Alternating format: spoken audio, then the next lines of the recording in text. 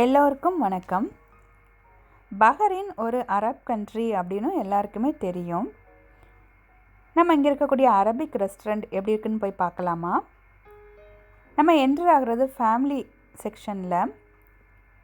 Arabic ரெஸ்டாரண்ட்டில் போயாச்சுன்னா இவங்க traditional food வந்து நமக்கு அதே டேஸ்ட்டில் கிடைக்கும். நான் இங்கே வந்த புதுசில் நம்ம ரெஸ்டாரண்ட்லாம் அவ்வளோவா இருக்காது. இப்போ நம்ம ரெஸ்டாரண்ட் இந்தியன் ரெஸ்டாரண்ட் நிறைய இருக்குது. இங்கே கூடுதலுமே இவங்க அரபிக் ஆளுக்கு தான் நிறைய வருவாங்க. நம்ம இந்தியன்ஸ் வந்து ரொம்ப கம்மியாக தான் வருவாங்க. உள்ளாடி நம்ம டோரை ஓப்பன் பண்ணிவிட்டு உள்ளாடி போனாலே ஒரு வாட்டர் ஃபவுண்டன் இருக்குது. அந்த தண்ணிக்கு சவுண்டெல்லாம் நம்ம கேட்குறதுக்கே அழகாக இருக்கும். இது செட்டப் எப்படி இருக்குன்னா, பழைய காலத்தில் இவங்க அரபிக் வீடு எப்படி இருந்துச்சதோ அந்த செட்டப்லேயே வச்சுருக்காங்க. நம்ம ஊரில் செட்டிநாடு ரெஸ்டாரண்ட், செட்டிநாடு வீடெல்லாம் இருக்கும்ல, அதே மாதிரி தான் இங்கே வந்து இவங்க ட்ரெடிஷ்னல் இதில் அரபிக் அவங்க ட்ரெடிஷ்னல் இதில் இது எல்லாமே செட் பண்ணி வச்சுருக்காங்க. உள்ளாடி என்ட்ரு ஆகும் போதே என்னென்ன டெசர்ட்லாம் இங்கே இருக்குதோ அதெல்லாம் வச்சுருக்கோம். நமக்கு பார்த்துட்டு நமக்கு ஏதாவது வேணும்னா ஆர்டர் பண்ணிக்கலாம். இது ஃபேமிலி செக்ஷன் அப்படின்னு சொல்கிறனால ஒவ்வொன்றும் தனித்தனி ரூம்பாட்டு இருக்கும். எல்லாமே கர்டன் போட்டு க்ளோஸ் பண்ணிடுவாங்க. உள்ளாடி யார் இருக்காங்க அப்படின்ட்டு வெளியே தெரியாது. நம்ம ஊர்லேயும் இப்போ அதே மாதிரி இருக்கும் அப்படின்னு நினைக்கிறேன்னா. டேபிளில் வந்து உட்கார்ந்தோடனே ஸ்டார்டர் ஆட்டு இந்த மாதிரி வெஜிடபிள்ஸ் கொண்டு ஃபஸ்ட்டு நமக்கு தந்துடுவாங்க. இது வெஜிடபிள் சீஸ் போட்டது, ஃபெடா சீஸ் போட்டது, ஃப்ரெஷ் வெஜிடபிள்ஸ், வினிகரில் போட்ட வெஜிடபிள்ஸ். இந்த டேபிளில் இந்த மாதிரி இருக்குது. அதை ஸ்கேன் பண்ணிவிட்டு நமக்கு என்னென்ன ஃபுட்டு வேணுமோ ஆர்டர் பண்ணிக்கலாம். ஆர்டர் பண்ணி ஒரு 15 மினிட்ஸ் கழித்து நமக்கு ஃபுட்டு வரும். இந்த வாலில் எல்லாமே இங்கே உங்கள் பழைய காலத்தில் இருக்கக்கூடிய ட்ராயிங் எல்லாமே அவங்க வரைஞ்சி வச்சுருக்குறாங்க எப்படி இருக்குதுன்ட்டு. இது வந்து வினிகரில் போட்ட வெஜிடபிள்ஸ், கேரட், குக்கும்பர், ரேடிஷ்.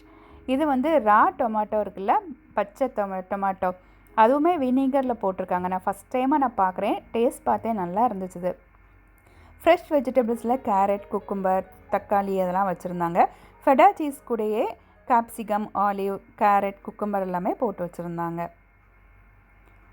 ஃபஸ்ட்டே நம்ம டேபிள் இந்த மாதிரி செட் பண்ணி வச்சுருவாங்க. கத்தி, ஸ்பூன், ஃபோர்க் எல்லாமே வச்சு டிஷ்யூ எல்லாமே நமக்கு கொண்டு வச்சுருவாங்க. அப்படியே நமக்கு 15 நிமிஷம் ஆகும்ல சாப்பாடு வர்றதுக்கு. அதனால் அப்படி எல்லாமே வீடியோ எடுத்துகிட்டே இருந்தேன்னா. சாப்பாடு வந்து மிக்ஸ்டு கிரில் வந்து ஆர்டர் பண்ணியிருந்துச்சு. அந்த மிக்ஸ்டு கிரில் கூடவே நமக்கு வந்து ஒரு 3 பிரெட் நமக்கு தருவாங்க. அது கூட நமக்கு ஹுமோஸும் அப்படி ஆர்டர் பண்ணி வாங்கிக்கிடுறது தான். ஹுமோஸ் அப்படின்னு சொல்லியாச்சுன்னா கொண்டக்கடையில பண்ணுறது. நிறைய பேருக்கு தெரியும் இது என்னன்ட்டு. இது மிக்ஸ்டு ஃப்ரைட் ரைஸ் அப்படின்ட்டு. இது பிரியாணி. இது வந்து அரபிக் பிரியாணி.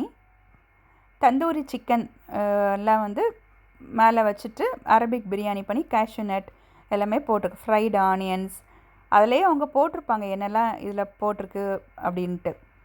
இந்த பாத்திரம் வந்து நம்ம சமைக்கிற பாத்திரம். இவங்க வந்து அந்த பாத்திரத்தோடையே அந்த பழைய காலத்து இதுலேயே அப்படி கொண்டு சர்வ் பண்ணி வச்சுருந்தாங்க. எனக்கு அதை பார்க்குறதுக்கே பாத்திரம் சூப்பராக இருக்கே அப்படின்னு இருந்துச்சு. ஒரு 3 பேருக்கு நம்ம கேட்டோன்னா அந்த அளவுக்கு நமக்கு இதை நமக்கு இப்போ செய்து கொண்டு வைக்கிறாங்க.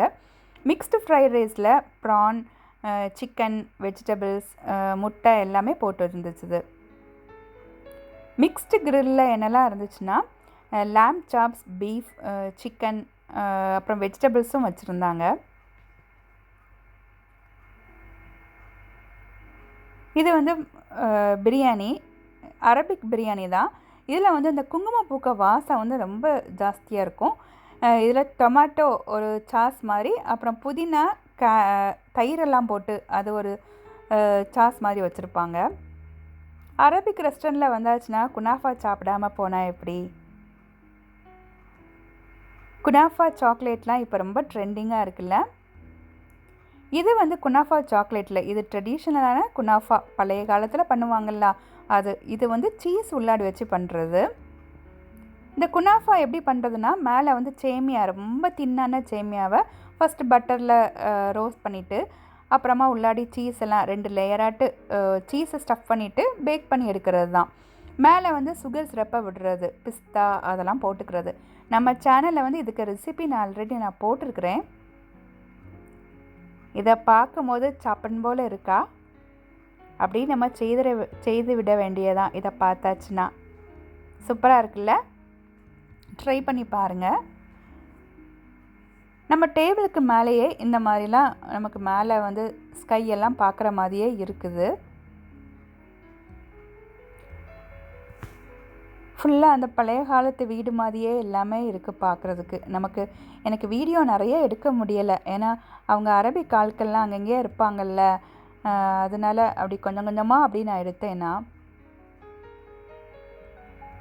வெளியே போய் சரி இந்த சாப்பாடு ஆர்டர் பண்ண டைமில் போயிட்டு வரலான்னு சொல்லும் போது கொஞ்சமாக அப்படியே எடுத்துகிட்டு வந்துட்டேன்னா, வீடியோ எங்கேயாச்சும் போயாச்சும் நான் எடுக்கிறதுக்கு கொஞ்சம் ஒரு மாதிரி இருக்கும், எல்லாம் பார்ப்பாங்கள்ல, அதனாலேயே.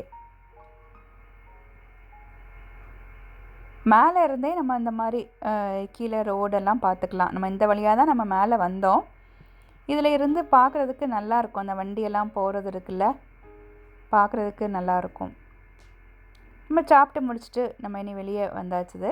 நான் ஃபஸ்ட்டு அந்த என்ட்ரன்ஸில் டெசர்ட்லாம் இருக்குன்னு சொன்னேன்ல, நான் அதை அப்படி வரும்போதே வீடியோ எடுத்தேன்னா, உள்ளாடி போகும்போது நின்று எடுக்க முடியாதுல்ல, அதனால் வரும்போது ஓகே அப்படின்னு எடுத்துகிட்டு, இன்னுமே அதில் இருக்கிறது எல்லாமே பார்க்குறதுக்கு நல்லாயிருக்கும். ஆனால் நம்ம வீடியோ எடுக்கும்போது எல்லோரும் நம்ம எடுக்கிறத பார்ப்பாங்கல்ல, அதுக்காகவே அப்படி லைட்டாக எடுத்துகிட்டு வந்துடுறது.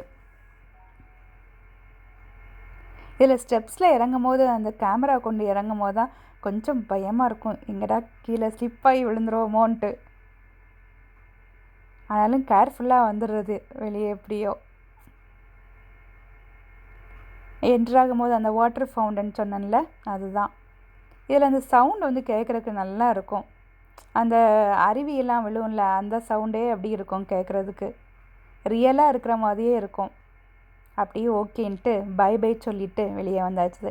இந்த கூஜாவை பார்த்தா எனக்கு என்ட்ராகும் போது எப்போவுமே எனக்கு அக்னி நட்சத்திரத்தில் ஒரு பாட்டு வரும்ல, அதுதான் எனக்கு எப்போவுமே ஞாபகம் வரும். அந்த பாட்டு ஞாபகம் இருந்தால் சொல்லுங்கள், எப்படி இருக்குன்னு சொல்லுங்கள் இந்த வீடியோ. By, thank you.